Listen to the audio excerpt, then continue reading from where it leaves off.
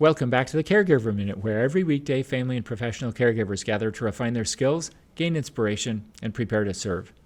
About 11 years ago, I had the privilege of serving a man named Frank, who had spent most of his adult life running a flower shop and some other businesses with his wife.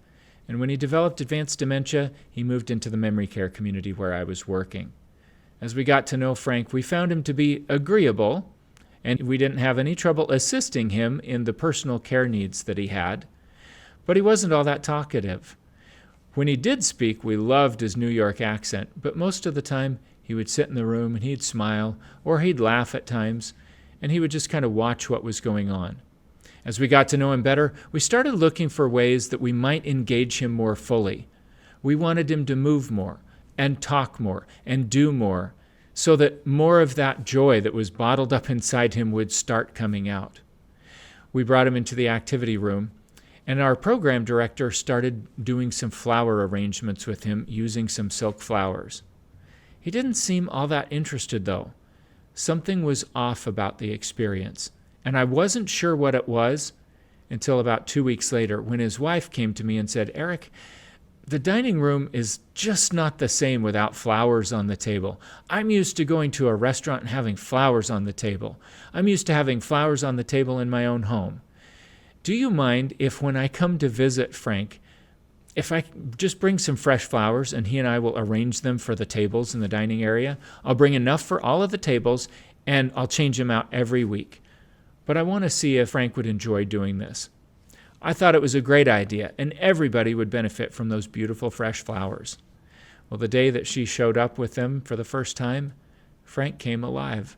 We watched as he sat at that table and chatted with his wife and prepared the flowers and helped to arrange them. And then later, and in the weeks that followed, instead of spending quite so much time in the activity room, he would often linger after a meal and look at those flowers and touch their petals and point them out to the staff or to the other residents. It became a tremendous source of pride. And in that experience, I learned that sometimes when it comes to meaningful activity, a fake experience won't cut it. We have to find a way to do the real thing. In Frank's case, there was something about working with those real flowers that just felt right and smelled right and looked right.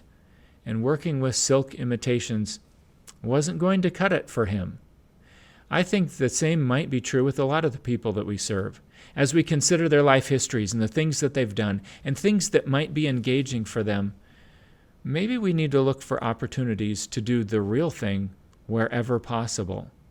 I know that it's not always feasible, but I learned a great lesson in this experience with Frank, and it really was quite a straightforward adjustment to get the more optimal result with him. I hope you'll take some time today to consider how you might more effectively serve the person or people that you're around by considering ways to do the real thing when it comes to activities that they might really enjoy because they've been important throughout their lives. I hope that's helpful to you and the people you serve, and I look forward to seeing you again soon for another episode of the Caregiver Minute.